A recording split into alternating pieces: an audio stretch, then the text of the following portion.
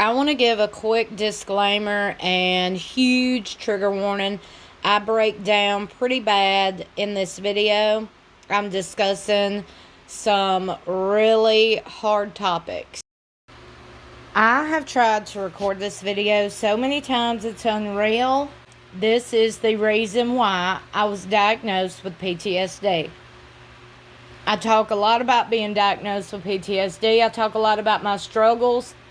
And I don't know, many of you have requested that I do a video and talk about it. And I'm like, okay, I think it's really hard for someone to explain the trauma that they went through, especially when it's something like this. I do want to tell everybody this information is public knowledge. It's a public case. The trembling in my voice is real right now, okay? The lifelong effects I've had to deal with as a result of this specific case is real. The girl he murdered was my best friend, like a sister to me. We grew up in church together. We played together. And when we got of age to get a job, we got a job together. I was working with her the night this happened. I was the last person to speak to her besides this monster. So it's hard. I have to live with this every single second of every single day. It is hard. So just bear with me as I try to talk about this because I believe it needs to be talked about. I believe this monster needs to go away in better terms, I guess.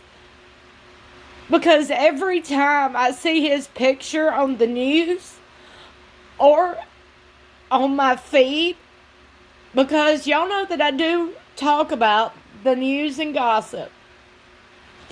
This is trending news. This is on every news station locally. So naturally, every day I'm seeing this and it's hard, okay? It's very, very, very hard to look at the face of the monster that took a life from your life, if that makes sense. It's hard, okay? I'm not going to read the details and what he's done because I have to live with that. I know the details. I can't just keep on talking about him. But please do your own research, and it's horrible. The things he done is horrible.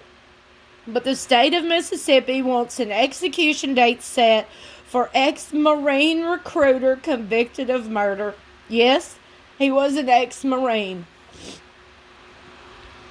The Mississippi Attorney General's office is asking for the state to set an execution date for a former U.S. Marine recruiter who was convicted in the 2000 rape and killing of a 16-year-old waitress. This is why it's hard for me when I hear some people, and look, I want to tell you something, okay? If you served time in the military and you are not a bad person, then kudos to you. But when I hear, people say once a Marine, always a Marine, that hits me. It hits me, okay? Because I'm like, so are y'all like this? Do you get what I'm saying? Like, I know everybody's not like this, but it's hard. You get what I'm saying? It's hard. I'm shaking right now. And yes, I went to years of therapy for this, but there is no kind of therapy, no kind of pills, no kind of medication that can make this go away or that can make it okay. That's just the facts. There is no closure. There's no nothing. My best friend isn't coming back. Thomas LODEN has been on death row since 2001 when he pleaded guilty to capital murder, rape, and 4 counts of battery. And I just want to let y'all know he videotaped every single thing he done. He videotaped it, okay? He videotaped everything he done. The torture. He videotaped it. It is on file. It's horrific.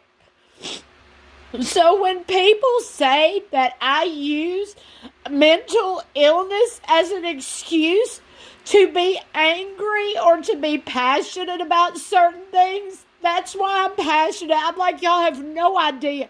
You have no idea of the trauma I have went through.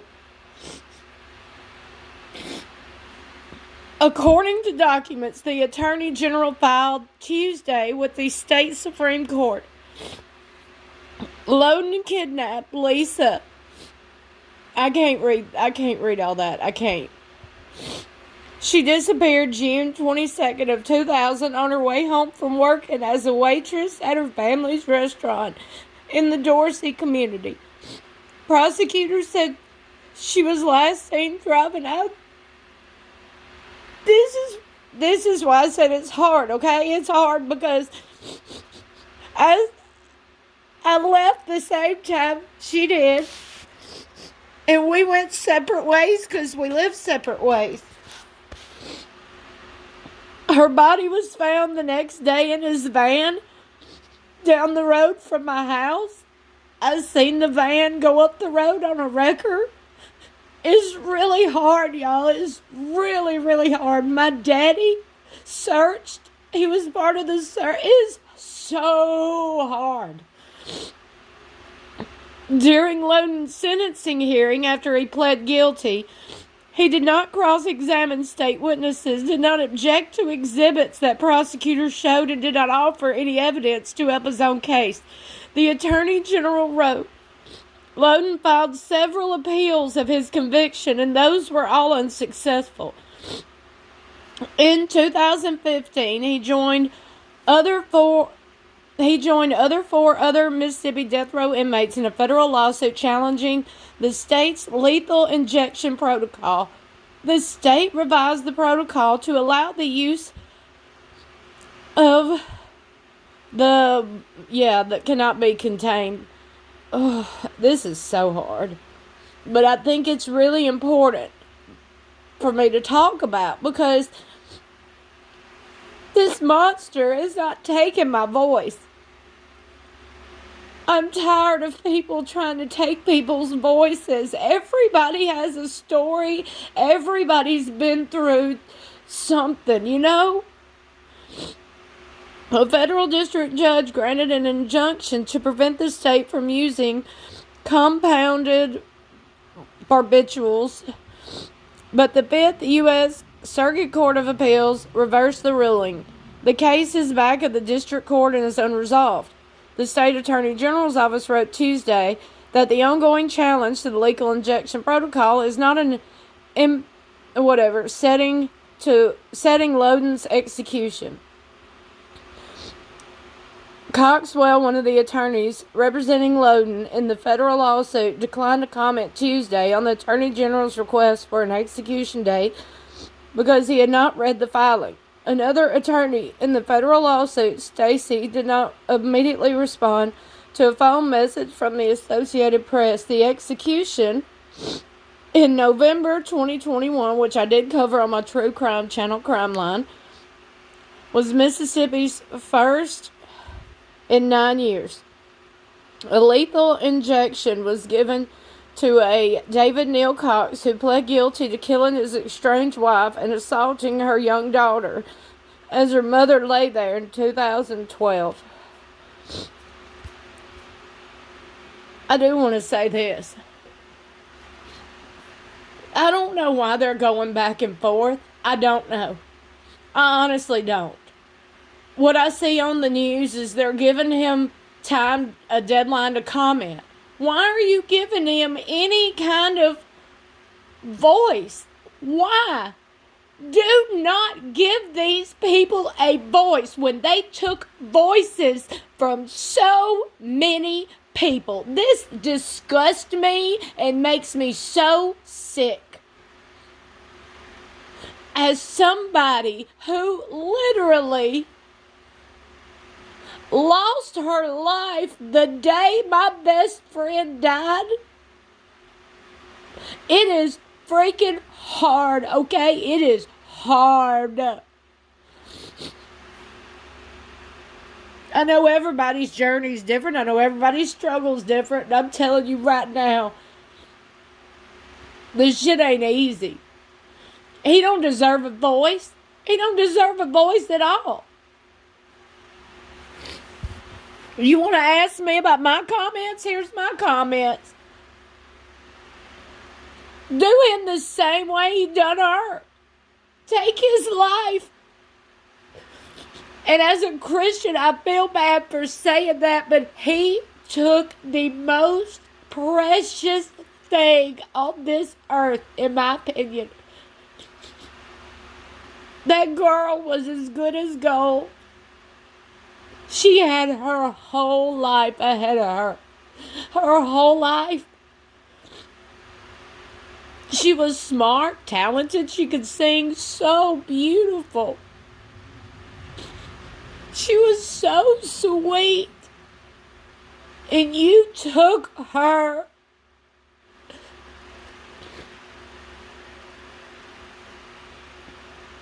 I wanted to record this video. Like I said, I think it's important that people have voices. I do. Maybe somebody out there can relate and not feel so alone. I know I felt alone so many times. My life has been hell as a result of the trauma that this monster caused. You can keep up to date and up to speed on his execution and what happens. It's on the news. It's very public knowledge. You can research it if you choose. But it's disgusting, the things he's done. The fact that he wanted to appeal anything. No. You don't get to appeal. She didn't get to appeal. She didn't have a voice. Her family, her friends. You really ruined a lot of lives, you know? But that's life. You know, a lot of us have to deal with stuff. A lot of us are dealing with things that people have no clue about, because some people can hide things better than others. Some people can, you know, put on a smiling face when they're battling things. Just, I guess, moral of the story is, you never know what people are really going through. You never know what people have been through. You know, some people might have actually been through hell on earth. Some people might feel freaking defeated and exhausted. Be there for them people.